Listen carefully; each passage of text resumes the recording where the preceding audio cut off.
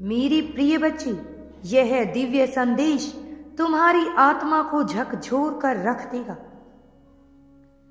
इसे तभी सुनो जब तुम अपना जीवन बदलना चाहते हो, क्योंकि यह जीवन बदलने वाला संदेश है।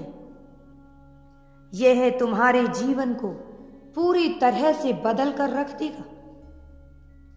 यह तुम्हारी कायरता को समाप्त कर देगा। यह तुम्हारे भीतर के भय को दूर कर देगा। यह दिव्यता से भरा हुआ संदेश है। मेरी प्रिय बच्चे, तुम यह कैसे भूल सकते हो कि इस धरती पर, इस मृत्यु लोक में निरंतर चल रहे इस युद्ध के एक वीर योद्धा तुम ही तो हो। तुम ही वह योद्धा हो जो हर नकारात्मक शक्ति को दूर करेगा, जो सब कुछ सहते हुए भी विजय को प्राप्त करेगा। यहां पर हर व्यक्ति के लिए महायुद्ध रचा गया है। तुम किसी भी स्थिति का दोष दूसरों पर नहीं दे सकते, क्योंकि तुम स्वयं ही स्थिति को परिवर्तित करने वाले का बल रखते हो। तुम ही वह वीर योद्धा हो।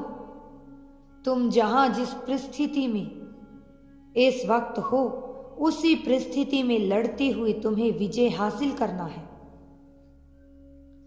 और यही तुम्हारा कर्तव्य भी है। आध्यात्मिक मनुष्य को कर्तव्य विहीन हो जाना कभी नहीं सिखाता है। ईश्वर ने तुम्हें जिस परिस्थिति में भेजा है, उसे स्वीकार करते हुए हर विपत्ति को, हर हार को हरा देना ही तुम्हारा कर्तव्य है। मेरे प्रिय बच्चे, तुम्हें यह ज्ञात होना चाहिए कि तुम कौन हो। मेरे साथ ऐसा क्यों हो रहा है? दुर्भाग्य मेरा पीछा क्यों नहीं छोड़ता? या फिर मेरे जीवन में आखिर इतने संकट क्यों हैं?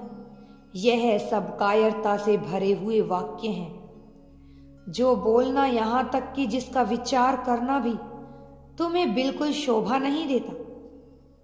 तुम्हारे पास जो विवेक है, तुम्हारी जो भुजाएं हैं और जो तुम्हारी आंखें हैं, उन्हें ईश्वर का निर्देश प्राप्त होता रहता है, और यही तुम्हारे लिए पर्याप्त है। अपने साथ साथ सृष्टि का भी भला कर सकते हो।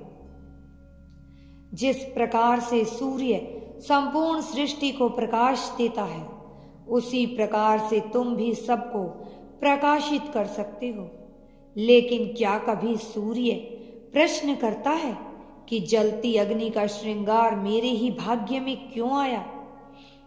स्वर्ण हो, लोहा हो या मिट्टी हो, कोई भी ऐसा विचार अपने मन में नहीं लाता है कि मेरे साथ ही ऐसा क्यों हुआ। अग्नि में तपे बिना कोई भी स्वरूप धारण नहीं कर सकता, ना ही कोई मूल्य को प्राप्त कर सकता है। तो यदि तुम्हारे जीवन में संघर्ष की अग्नि प्रज्वलित हो रही है, तो तुम बेवजह के प्रश्न क्यों अपने मन में ला रही हो? क्यों अपना समय खराब कर रहे हो उन प्रश्नों के ऊपर जिनका कोई मूल्य ही नहीं है? वास्तविकता में तुम क्या बदल सकते हो? तुम्हें इसका विचार करना चाहिए। शिक्षा प्राप्त कर रहे प्रत्येक विद्यार्थी का धर्म है विद्या को ही ईश्वर मानते हुए अपना सर्वश्रेष्ठ प्रदर्शन देना, और अपने पर आश्रित लोगों का पालन करना ही एक सच्चे सामाजिक व्यक्ति का वास्तविक धर्म होता है। मेरे प्रिय बच्चे, जब तक तुम स्वयं को ही कर्ता धर्ता, स्वयं को ही कारक और स्वयं को ही कर्म फल नहीं स्वीकार कर लेते, तब तक तुम्हारा भाग्य कौन बदल सकता है? मेरी प्रिय संतान, तुम्हें अपने भीतर हिम्मत रखनी होगी। सर्वप्रथम पूर्ण जिम्मेदारी अपने कंधों पर तुम्हें धारण करनी होगी। चाहे विजय हो या पराजय हो। तुम अपने जीवन की संपूर्ण जिम्मेदारी स्वयं पर उठाओ। यदि तुम्हारा चयन किया गया तो तुम में अवश्य ही कुछ बात है, और यदि तुम में बात है तो तुम्हें उसे ढूंढना होगा कि तुम्हारे अंदर क्या है। उसे निखारना होगा, उसका भरपूर प्रदर्शन करना होगा। निर्बलता और निराशा की चूड़ियां निकाल कर फेंक दो और साहस का आभूषण धारण कर लो।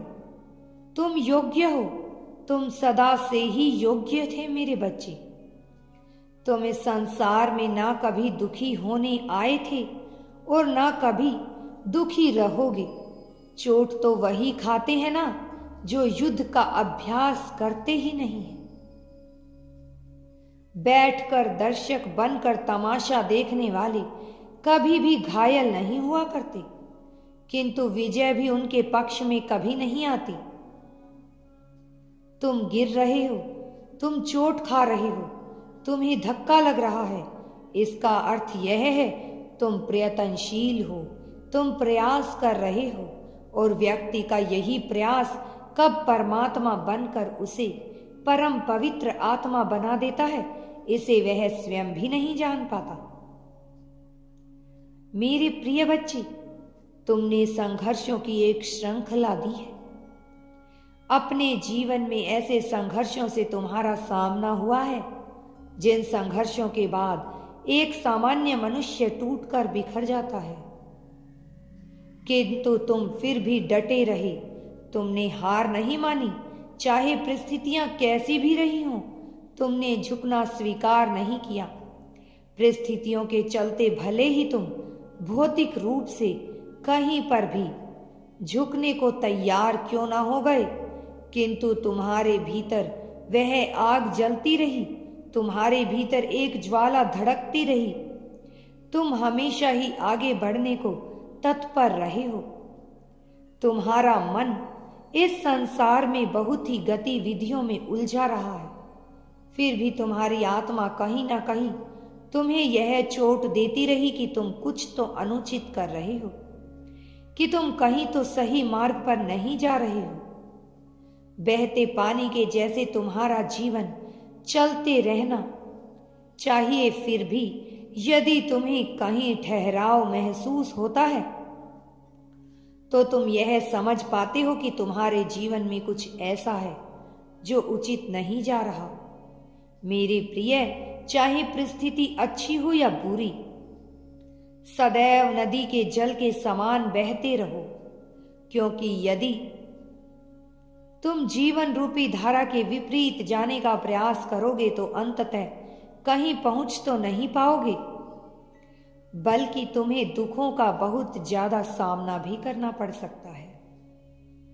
दुख रूपी लहरों की चोट तुम्हें घायल कर देगी, लेकिन यदि तुम इस दुनिया को जीतना चाहते हो, इस दुनिया में जीना चाहते हो, विजय को हासिल करना चाहते हो, तो तुम्हें इस जीवन रूपी धारा के साथ बहना होगा। तुम्हें अपनी मस्ती में रहते हुए अपने कर्तव्यों का पालन करना होगा। दुनिया में क्या सही है क्या गलत है इसका ज्यादा विचार ना किया करो, बल्कि अपने विवेक का इस्तेमाल करो। तुम्हें स्वतः ही ज्ञान हो जाएगा क्या उचित है क्या अनुचित है। किसी दूसरे को दोषारोपण ना करो। कोई क्या कर रहा है, कोई क्या नहीं कर रहा है, किसे क्या करना चाहिए, किसे क्या नहीं करना चाहिए, इन बातों में तुम अपना समय बर्बाद मत करो। ईश्वर पर विश्वास रखो। अगर तुम ईश्वर पर विश्वास रखते हो तो कमेंट में धन्यवाद यूनिवर्स लिखकर चैनल को सब्सक्राइब करो। मेरे बच्चे, तुम्हारा कल्याण होगा, तुम्हारा जीवन सुख में और समृद्ध बन जाएगा।